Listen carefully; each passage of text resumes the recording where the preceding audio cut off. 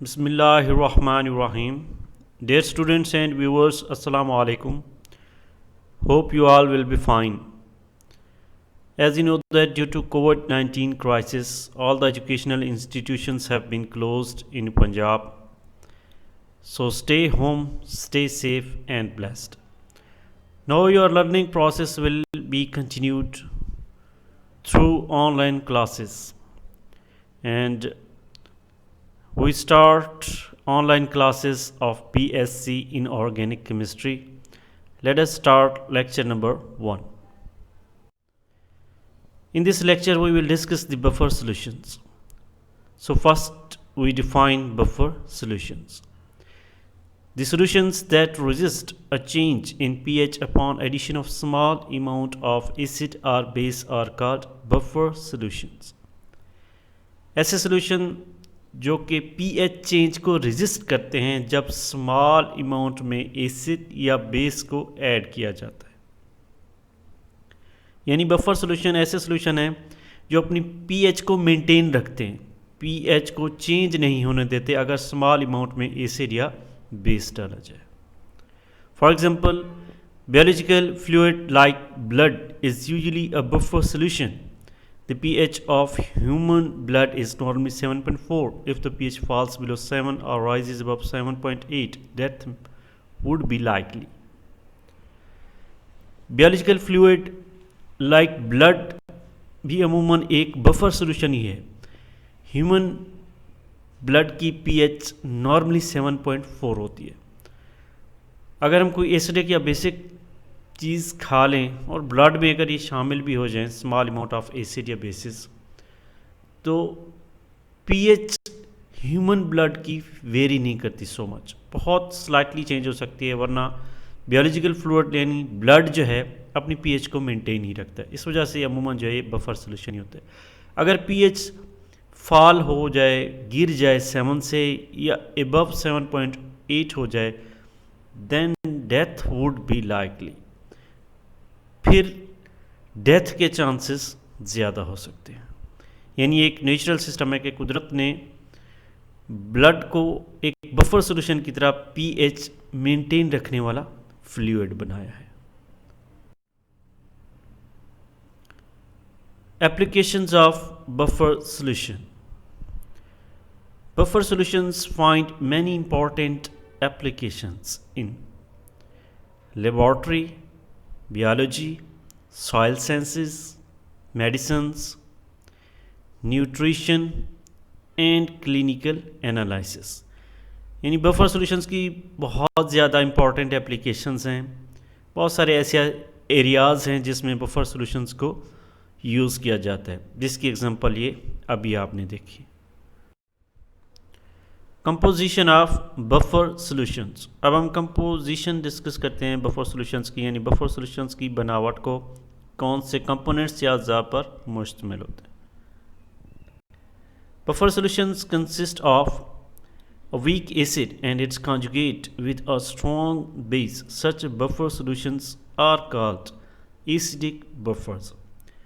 Buffer solution एक week acid और उसके कॉन्जुगेट किसी स्ट्रॉन्ग बेस के साथ पर मुश्तमिल हो सकते हैं. ऐसे बफर सॉल्यूशंस को एसिडिक बफर्स कहा जाता है, जो वीक एसिड और उसके कॉन्जुगेट जो स्ट्रॉन्ग बेस के साथ बनता है उस पर मुश्तमिल होता है.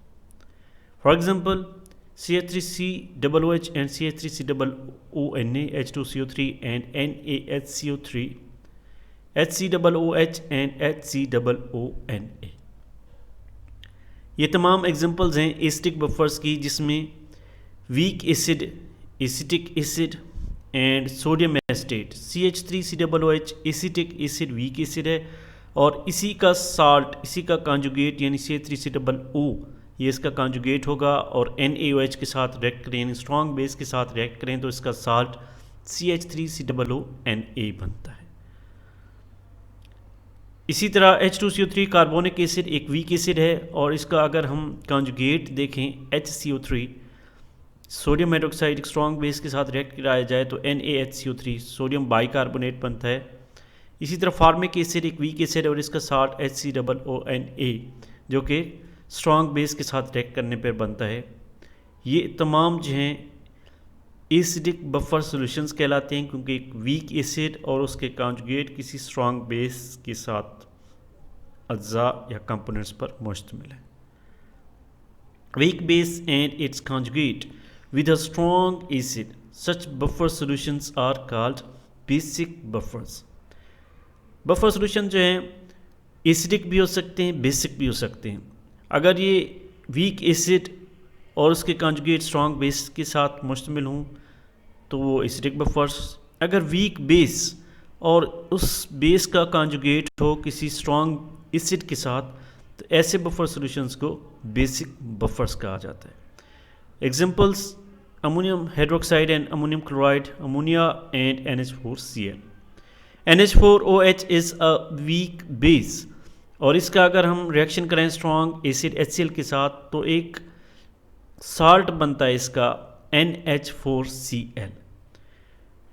इसी तरह अमोनिया वीक बेस है, इसका अगर हम रिएक्शन HCl के साथ कराएं तो इसी का कंजुगेट का जो बेस का स्ट्रॉन्ग एसिड के साथ जो साल्ट बनता है अमोनियम क्लोराइड बनता है।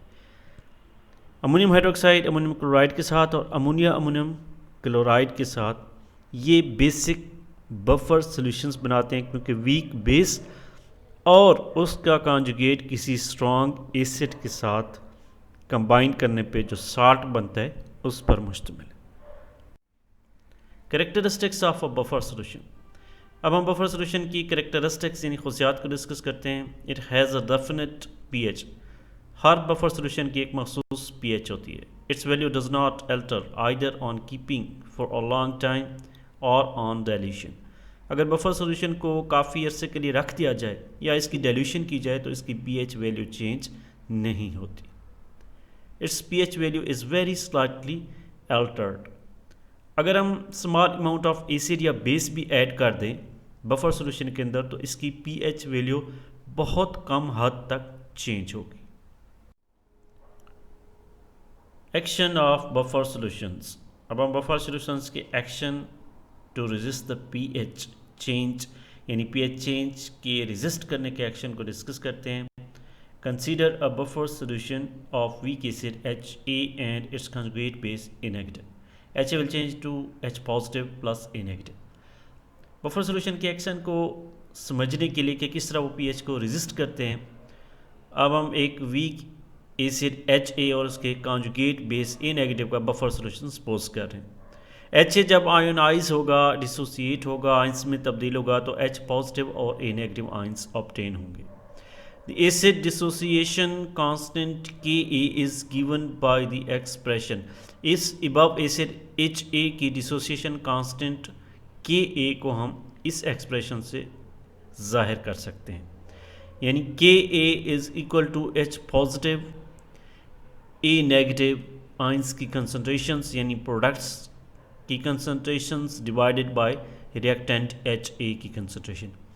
अगर हम इस एक्सप्रेशन में से H पॉजिटिव को अलग करना चाहते हैं तो H पॉजिटिव आयन जो है वो इस इक्वेशन से कैसे फाइंड आउट किया जा सकता है, तो H पॉजिटिव को इसी साइड पे रहने दें, HA यहाँ पे मल्टीप्लाई हो जाएगा और A जो है इस साइड पे आकर डिवाइड हो जाएगा। इस एक्सप्रेशन से H पॉजिटिव आयन की कंसंट्रेशन फाइंड कर ली, तो ये जो H पॉजिटिव कंसंट्रेशन का एक्सप्रेशन बन गया Ka HA concentration divided by concentration of A negative ions. This expression shows that the H positive concentration or pH is determined by two factors. Number one, K for the weak acid component, and second is the ratio of the concentrations of conjugate acid base pair HA negative divided by A negative ion concentration। यानी इस expression से जो H positive ion की concentration का expression बन रहा है, H positive ion की कंसंट्रेशन या pH इन दो चीज़ों पर डिपेंड कर रही है। Ka जो कि एसिड कंपोनेंट का डिसोसिएशन कांस्टेंट है और दूसरी ये रेशियो है, रेशियो ऑफ HA एसिड यानी वीक एसिड और उसके conjugate base A negative ion की कंसंट्रेशन पे डिपेंड कर रहा है। यानी pH जो है इस ratio HA over A negative ion की रेशियो पे डिपेंड करेगा, इन कंसंट्रेशंस की रेशियो पे, जो कि एसिड बेस कंजुगेट पेयर होंगे, और दूसरा जो है K a dissociation constant of weak acid पर डिपेंड करते हैं। Action of buffer solution to resist pH change. अब हम पीएच चेंज किस तरह बफर सॉल्यूशन रेजिस्ट करते हैं, इसके एक्शन को देखते हैं। If OH negative ions of a strong base are added to this buffer, they will react with acid HA of the buffer solution। अगर हम स्ट्रॉन्ग बेस के OH negative ions hydroxyl ion add कर देते हैं इस buffer solution में, ये रॉक्सल ion HA के साथ यानी acid component of buffer solution के साथ रिएक्ट करेंगे। इस रिएक्शन के ज़रिए यानी OH नेगेटिव जो है ये रिएक्ट करेंगे HA के साथ। HA acid component of the buffer solution है, यहाँ से OH नेगेटिव आयंस हाइड्रोजन को जो है रिप्लेस करेंगे, इसको जो है रिमूव करेंगे यहाँ से, तो H2O बनेगा, वाटर जो कि न्यूट्रल है, और A नेगेटिव आयन यानी कॉन्जुगेट बेस बनेगा उसी वीक एसिड का। ये कॉन्जुगेट A एसिड का जो है A negative ions conjugate base ये पहले से बफर सॉल्यूशन में मौजूद थे, इनकी कंसंट्रेशन बढ़ जाएगी और HA की कंसंट्रेशन कम हो जाएगी। This reaction causes HA concentration decrease and A negative concentration increase. However, as long as the amount of HA and A negative are high as compared to the amount of OH negative added, the ratio HA over A negative does not change much, and thus the change in pH is small। यानी जब हम OH negative ions डालेंगे तो HA की concentration decrease हो जाएगी क्योंकि ये रिएक्ट करेंगे OH नेगेटिव आयंस के साथ, और A नेगेटिव आयंस बनते जाएंगे तो इस तरह इनकी कंसंट्रेशन इंक्रीज हो जाएगी। However, as long as the amount of HA and A negative ions are high, solution buffer solution के अंदर जब तक HA यानी वीक एसिड और उसके conjugate base A negative ions की कंसंट्रेशन ज़्यादा रहेगी as compare to the amount of OH negative ions added, उस अमाउंट की निस्बत जो OH नेगेटिव आयंस की ऐड की गई है। The ratio HA over A negative does not change much.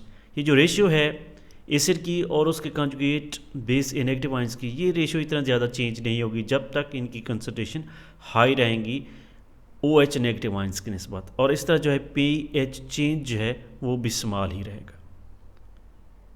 Similarly when H positive ions of a strong acid are added to this buffer, they will react with the base component A negative of the buffer solution. अगर हम कोई strong acid डाल देते हैं जो H positive ion देगा तो H positive ions आप A नेगेटिव आयंस के साथ रिएक्ट करके HA बना लेंगे। इस रिएक्शन के ज़रिए हम देख सकते हैं कि H पॉजिटिव आयन जो ऐड किए गए हैं A नेगेटिव आयन जो बफर सोल्यूशन में ऑलरेडी प्रेजेंट थे इसके साथ रिएक्ट करके HA जो बन रहा है ये पहले से एसिड कंपोनेंट है बफर सोल्यूशन का, अब HA की कंसंट्रेशन इंक्रीज हो जाएगी। This causes A negative concentration decrease and HA concentration increase. As long as the ratio HA over A negative is small, the change in pH is small. उसी तरह जिस तरह हमने पहले डिस्कस किया कि OH नेगेटिव आयन से pH change इतना नहीं होगी जब तक A नेगेटिव और HA की कंसंट्रेशन ज़्यादा रहेंगी H पॉजिटिव आयन या OH नेगेटिव आयंस की निस्बत। तो जब तक ये जो रेशियो है HA ओवर A नेगेटिव ये स्मॉल रहेगी, pH change will also be small. अब हम मज़ीद इसको डिस्कस करते हैं कि अगर हम सपोज एसिटिक एसिड और सोडियम एसिटेट इनका बफर सोल्यूशन देखें जो कि एसिटिक बफर सोल्यूशन ही होगा कि CH3COOH जब आयंस में तब्दील होगा तो H पॉजिटिव आयंस और एसिटेट इसी का कॉन्जुगेट बेस बनेगा CH3COO नेगेटिव। इसी तरह जब इसका साल्ट इसी का कॉन्जुगेट का स्ट्रॉन्ग बेस के साथ हम साल्ट लेंगे तो CH3COONA ये जब आयंस में डिसोसिएट होगा तो इससे सोडियम आयंस बनेंगे और एसिटेट आयंस बनेंगे। अब अगर हम OH आयंस ऐड करते हैं इसके अंदर, ये जब बफर सोल्यूशन के अंदर OH आयंस ऐड करेंगे तो यानी बेस ऐड करेंगे स्मॉल अमाउंट में, तो OH आयंस इस H पॉजिटिव आयंस के साथ रिएक्ट करके H2O जनरेट कर देंगे। H2O इज न्यूट्रल वाटर बनेगा, ये न्यूट्रल ही रहेंगे। इसी तरह अगर हम एडिशन कर दें H पॉजिटिव आयंस की, एसिड डाल दें, एसिड इसके साथ रिएक्ट कर जाएगा एसिटेट आयंस के साथ और फिर क्या बन जाएगा एसिटिक एसिड बन जाएगा CH3COOH, वही जो है वीक एसिड एसिटिक एसिड दोबारा बन जाएगा जो कि पहले से बफर सॉल्यूशन में मौजूद थे। अब इनकी कंसंट्रेशन ज़्यादा हो जाएगी, लेकिन वीक एसिड है तो पीएच इतना ज़्यादा चेंज नहीं होगी। If more H positive ion is added to this solution it simply shifts the equilibrium to the left. अगर हम H पॉजिटिव आयंस ऐड करेंगे तो एसिटिक एसिड बनेगा, यानी इक्विलिब्रियम शिफ्ट होगा towards left side and H positive ions की concentration remains unchanged. और ये जो H पॉजिटिव आयंस हैं इनकी कंसंट्रेशन अनचेंज रहेगी। मज़ीद जो हम डालेंगे H पॉजिटिव आयन वो रिएक्ट करते जाएंगे सोडियम एसीटेट से, जो एसीटेट आयन बने हैं इसके साथ। If H positive ion is removed easy by adding OH negative ion. अगर हम OH नेगेटिव आयन ऐड करते हैं तो H पॉजिटिव आयन्स रिमूव हो जाएंगे, फिर इक्विलिब्रियम शिफ्ट होगा towards right side releasing H। इनकी कंसंट्रेशन कम हो जाएगी, इनकी कंसंट्रेशंस को कंपनसेट करने के लिए रिएक्शन अब राइट साइड पे मूव करेगा। H पॉजिटिव आयन जो कम हो गए था अब ये शिफ्ट होगा इक्विलिब्रियम टुवर्ड्स राइट पोजीशन। उनकी कंसंट्रेशन H पॉजिटिव की कंसंट्रेशन सेम रखने के लिए pH जो है वो भी कांस्टेंट रहेगी, इक्विलिब्रियम भी शिफ्ट होगा टुवर्ड्स राइट पोजीशन। इस तरह जो है बफर pH चेंज को रेजिस्ट करेंगे। Now we discuss buffer capacity and pH. First, define buffer capacity. Buffer capacity is the amount of acid or base that can be neutralized by the buffer before there is a significant change in pH. Buffer capacity से मुराद acid या base की वो मिकदार है जो कि neutralise की जा सकती है बफर के ज़रिए before there is a significant change in pH, इससे पहले कि पीएच जो है बहुत ज़्यादा चेंज हो जाए बफर सोल्यूशन की। यानी बफर सोल्यूशन की पीएच चेंज तब होती है जब वो डिस्ट्रॉय हो जाता है, इतना अमाउंट डाली जाए एसिड की या बेस की कि वो मेंटेन ना रख सकें पीएच को और पीएच में एकदम से इजाफा या कमी हो जाए। तो जितना अमाउंट ऑफ एसिड या बेस एब्जॉर्ब कर सकते हैं बफर सोल्यूशन डिस्ट्रॉय होने से पहले, वो उसकी बफर कैपेसिटी कहलाती है। और या दूसरे अल्फाज में इसको हम डिफाइन करना चाहें तो इस तरह डिफाइन कर सकते हैं, the number of moles of an acid or base added to 1 cubic decimeter of the buffer solution to change the pH by unity. यानी अगर हमने बफर सोल्यूशन की पीएच को यूनिटी एक वैल्यू तक चेंज करना हो, एक वैल्यू बढ़ानी हो या एक वैल्यू तक कम करना हो, तो जितना number of moles of acid या बेस ऐड करेंगे 1 cubic decimeter of buffer solution, वो उसकी बफर कैपेसिटी कहलाएगी। Buffer capacity depends on the concentrations of the components of the buffer. Buffer capacity जो है वो कंसंट्रेशंस पे डिपेंड करती है, जो बफर सोल्यूशन के कंपोनेंट्स हैं, अज़ा हैं, उनकी कंसंट्रेशंस पर। The greater the concentrations of the conjugate acid base pair the greater the buffer capacity. जितना concentration conjugate acid base pair की ज़्यादा होगी उनकी बफर कैपेसिटी भी उतना ज़्यादा होगी। The pH of the buffer is related to Ke and to the relative concentration of the acid and base. pH buffer solution की डिपेंड करती है दो चीज़ों पर, Ke dissociation constant of the acid and the relative concentration of acid and base, acid और base की concentration पर।